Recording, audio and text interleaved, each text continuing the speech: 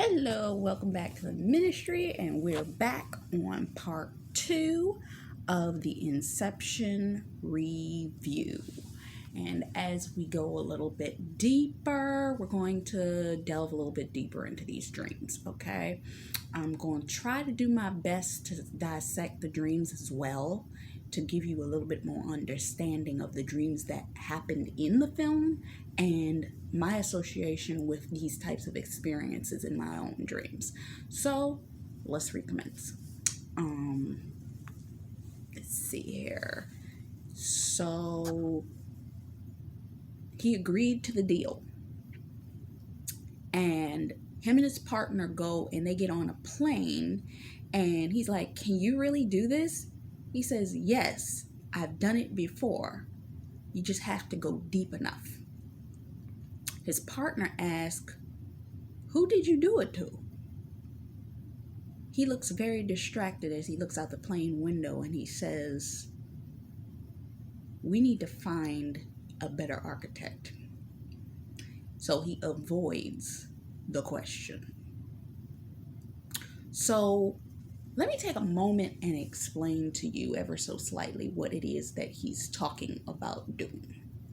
I kind of tapped on this at the end of the last review. And don't get stupid about me saying tapped. But basically what was happening is this.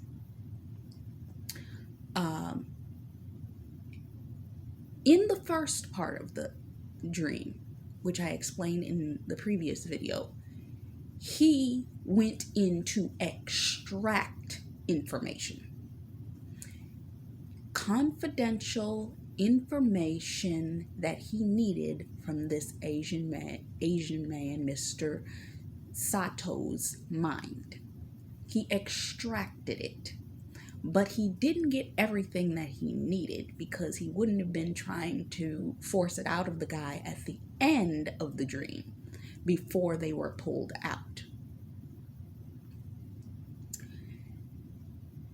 But now that Mr. Sato knows what he can do, he's like, "Oh, I want to use that skill, but I want to implant."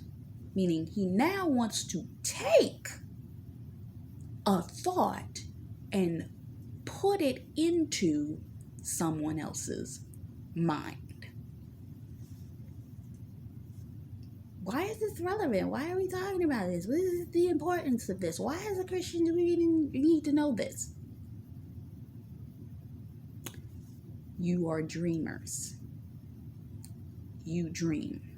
Yes?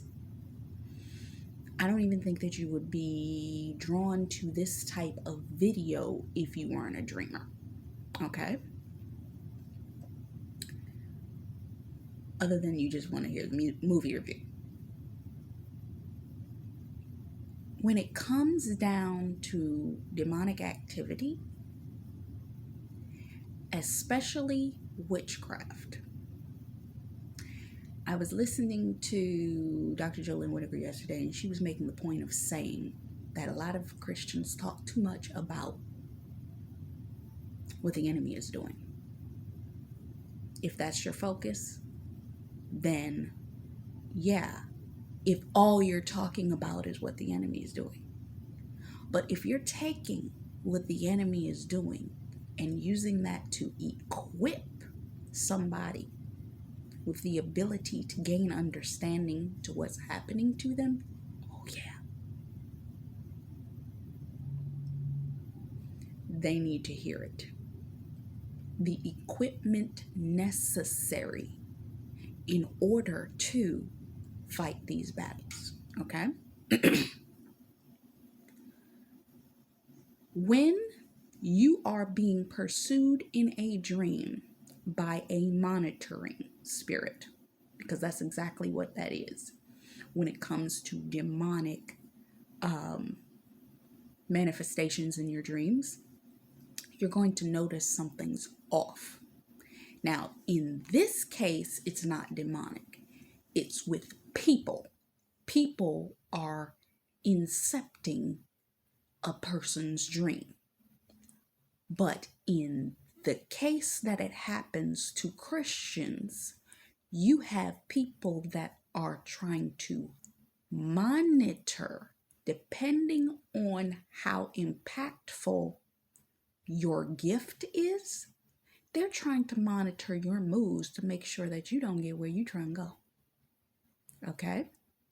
So they may try to imprint, they may try to infiltrate the dream, they may try to gain access. It's funny, I had a dream the other day where I dreamt of a Naruto character. I'm like, I don't watch Naruto, but I used to know somebody that did. I never watched Naruto. That person watched Naruto. That was their thing. They were up. Anyway, point being, it was two particular characters that I was drawn to in a dream that showed me that the character I was dreaming about, one, I saw its head, which meant something going on with the head. I researched it, and pay close attention. If God shows you something, for instance, I saw a bust. And you know a bust is like what you see wigs put on. I went and did some biblical research. A bust is, it's a wig head. A wig can be a form of covering. This hair you see in my head right now, because I know you know this is mine, it's a protective style. Protects what? The head. Okay? So when this person, or shall I say the Naruto character in the dream that I had, the particular power that that character carried was chakra tapping. What does that mean? He had the ability and power to what? Go into someone else's thoughts or visions.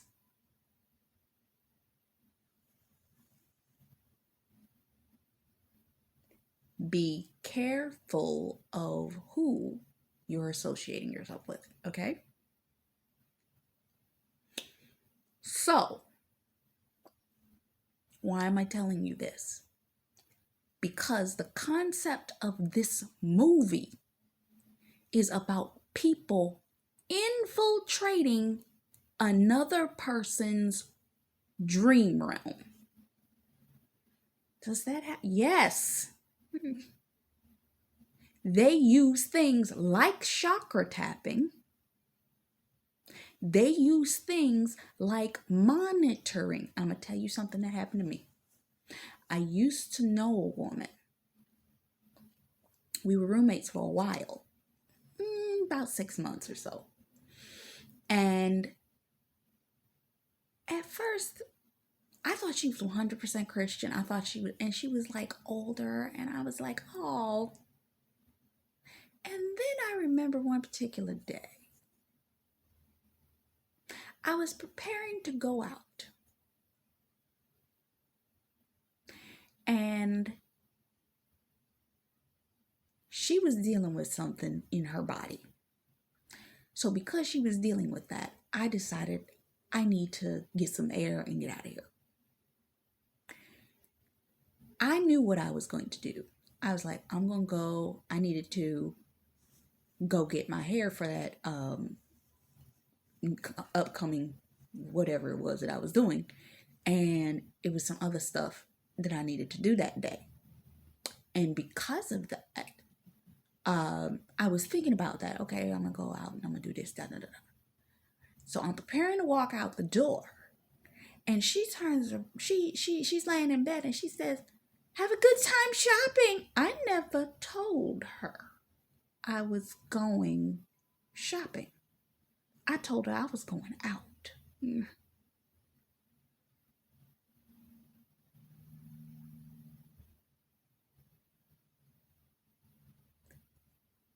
understand what I'm saying now? A monitoring person will get close enough to you, touch your clothes, touch you. And I remember one time it was a weird interaction that we had, and we were having a conversation, and she was standing above me, and she just started to rub my shoulder in a weird way. And I'm like, what is wrong with you? I'm feeling uncomfortable right now. And see, my face will read all the time. My face will change. I try to stop it. I don't know how. Somebody do something weird to me, I'm looking like, excuse me? And Lord started to show me in my dreams that this person was a snake.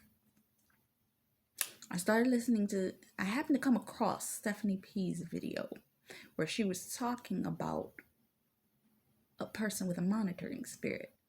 You got to be careful, because a person with a monitoring spirit, you can't think of certain things of importance while you're around them.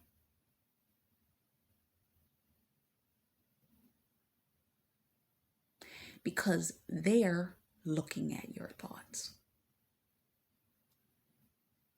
So if you can imagine, this woman was doing this while I was awake. What do you think she could do while I was asleep? I'm going to tell you something that happened to me about 3-4 weeks ago. I went through a series of warfare for about 2 weeks. It didn't directly impact me. It impacted my father more than it impacted me, because I was in prayer constantly. I was praying for him, but I was praying for myself that I wouldn't catch what he had. Illness is a telltale sign of witchcraft, okay? And I know y'all wondering, when we get into the movie, I'm getting there. If you're paying attention, I'm trying to show you something. And so what ended up happening is I started praying, I started worrying, I started doing what I do. And I didn't catch what he caught. But I knew I was under warfare because I felt the weight in my head. Something was trying to get in. 2 nights straight, either 2 nights or 2 nights over that 2-week period, I had a dream. I'm just going to tell you what I saw that I knew that something wasn't supposed to be there. I was in somebody's house, didn't recognize the house, but I was standing next to a person. Now, this person that the person was portraying themselves at, I wouldn't go over their house and hang out with them anyway. They're a family member, but she talked too much. And she also has a spirit like that. I saw her. Then I saw something that was forcing itself to overtake her. Image. You ever seen the movie Men in Black? There's a scene where there's a farmer who gets possessed, is what I'll say, by the alien. He dies, but the alien takes his skin. And when the alien takes his skin, it makes him look malformed and disgusting. He still had the characteristic of himself, but he looked disgusting because It wasn't him. Whatever it was forcing itself to fit into his skin, okay? Follow me. The aunt that I saw in my dream, I saw her face, but I saw it flickering. Her body and face turned into my old roommate. And I'm like, what the hell is this? I knew what it was because I'd been following ministries and had been in warfare before for the longest. That I knew that this was a masquerading spirit. Pay close attention. A masquerading spirit is a spirit that will come into your dreams, forcing itself to appear like someone else. But see, God has given me discernment enough that I saw immediately the spirit that was trying to take over. This happened 3 separate occasions. It was the same woman, and she was forcing her image upon these people. The first dream, it was an aunt. The second dream, it was my mother. And it was another dream I had. And it was the same image, and I don't doubt that it was the same person, because of what she used to do to me when she was in my space. Why did I tell you all that and not go into the movie yet? Because I needed you to understand that is what an inception looks like if you haven't been through it. Prayerfully, you will see the person as who they are and understand something is trying to force itself in. But if you are not as spiritually keen as me, you may not see it. There's another way that that same type of spirit operates. If you've ever been in your dream and you noticed someone literally monitoring you, maybe it was a family member, maybe it was association, and the person was either sitting, standing, was in the midst of the dream, and they tracked you as you moved in the dream. This happened to me recently in a few of my dreams, and I saw a cousin, my niece,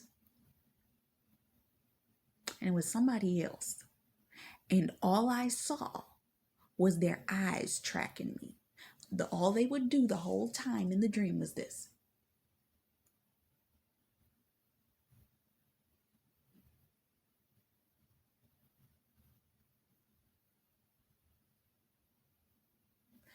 Everywhere I walked, they were following me with their eyes.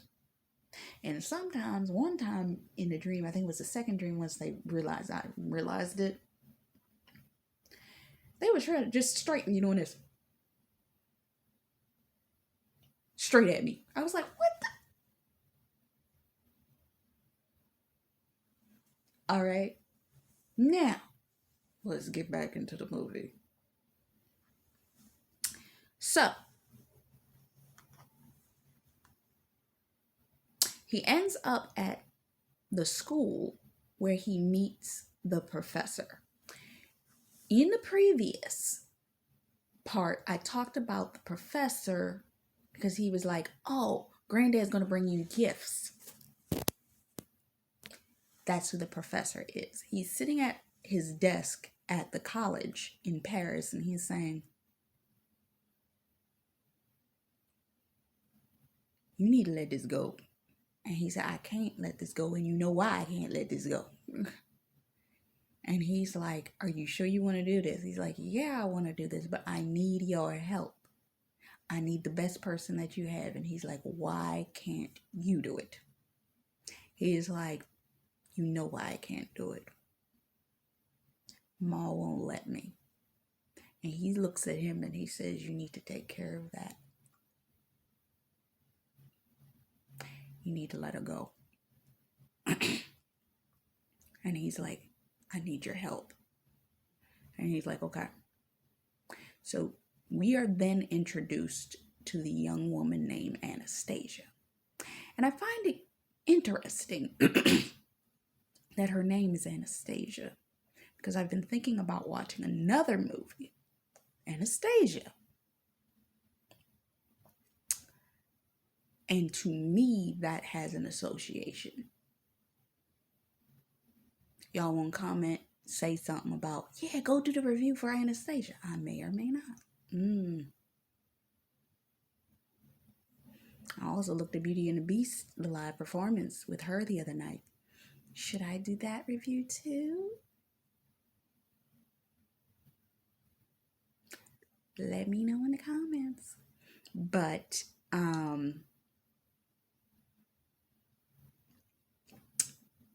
Anastasia comes up. Her name's Anastasia something.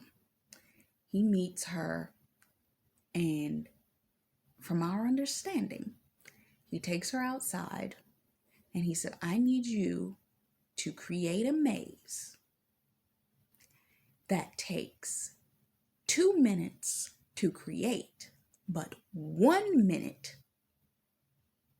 to get through. She has to do that 4 times. The 4th one, he was like, okay, that's good. That's good. You see his partner, Arthur, back at the shop. And his partner, Arthur, is setting up the,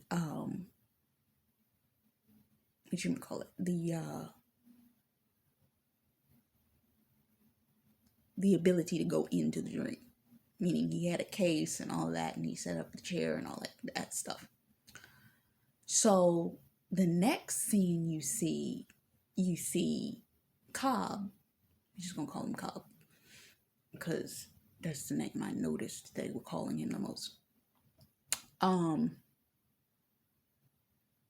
He was sitting at a Parisian bistro in front of a restaurant, and they were talking, and he was pretty much explaining, you're good at what you do, you're an architect, a dreamer, and this is where he goes a little bit different.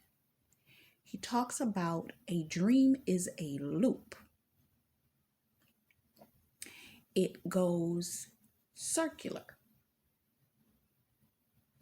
It curves in one direction and then it has another curve. It can be a never-ending loop because only a dream can continually create within the dream space. Pause. What is he talking about? Well, his next statement was going to be, have you ever noticed that when you're in a dream, you never sense the beginning of the dream? You don't know when you entered the dream. Think about that. Do you ever know when you enter a dream? Can you ever remember the beginning of your dream?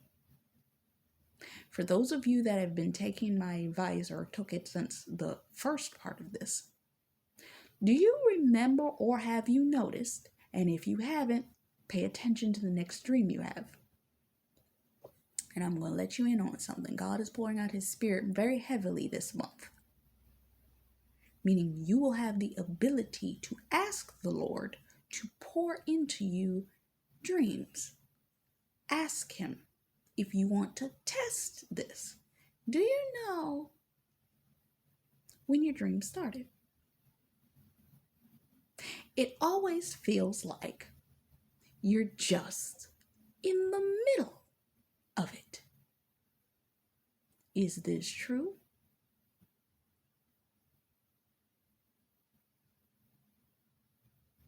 You were just dropped down in that place. You just happened to be there.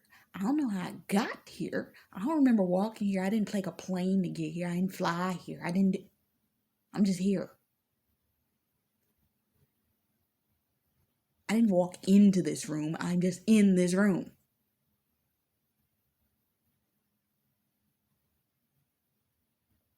or let's say the more animated dreams. I love the dreams in which I end up in the middle of an episode of a TV show that I like. God does that because he knows I like it.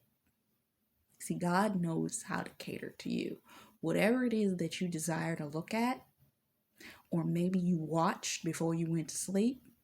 Now, I also did preface that by saying, be careful what you watch before you go to sleep, especially y'all that have not been delivered from demonic TV shows.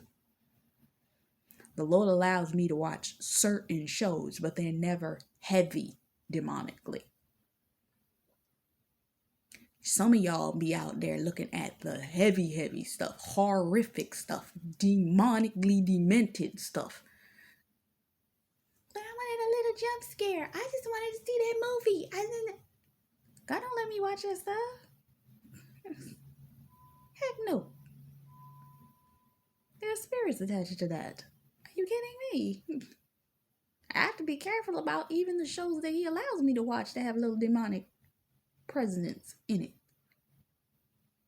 But the stuff from back 20, 25 years ago is not as demonically prevalent as it is today, because there's a different energy going on in the industry right now. They just ain't hiding it no more. So you can imagine the stuff that's happening now in films. Don't you watch no horror films from today?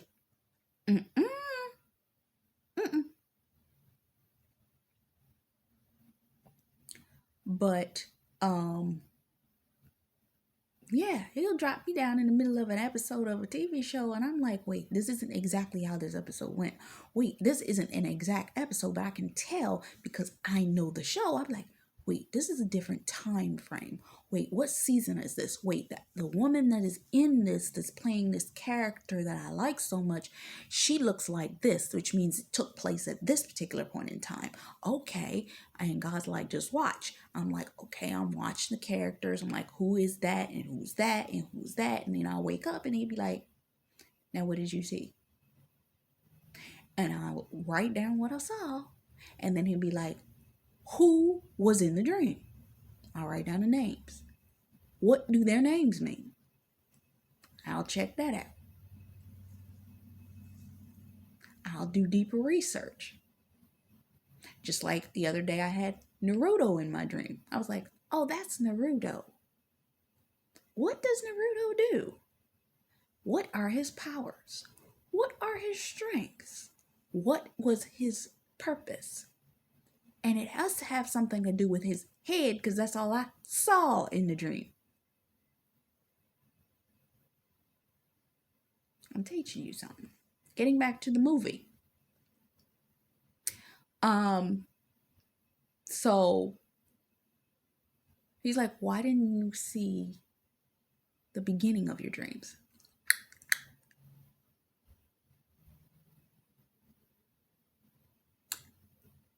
Do you know how we got here? She said, we walk from, wait a minute, we in a dream? He said, yes, now you got it. And that's when they got up and he started to show her. You see the man at the bistro taking the detail. You see the people at the corner store. Take that in. And then all of a sudden you started to see them breaking up, busting out, collapsing. And it's all started to break down. And he's like, well, if it's, I think she said something about it breaking down. And he mentions, it's like, he mentions as they waking up that a real piece of glass cut you and it still hurt like hell.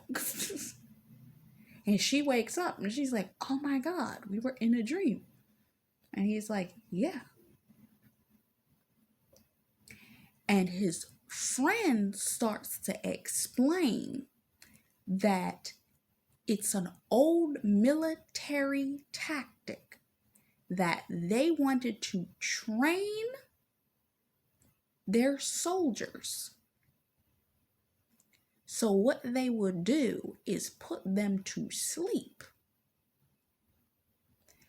and then have them go into combat, because the brain cannot tell reality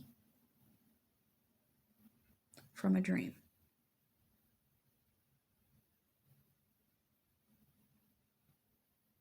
So they would have them go into massive combat exercises to show them what it was they were going to have to experience on the battlefield, how to fight, so on and so forth. I can make this go even deeper. You know how they've been saying that people have been dying and having heart attacks due to VR experiences, because the VR realities are so realistic that the person cannot tell when in the head monitor that they're in a VR game, and if it's a horror game or what have you, their body reacts as if they're in it. And meaning if they get scared, they could actually be scared to death.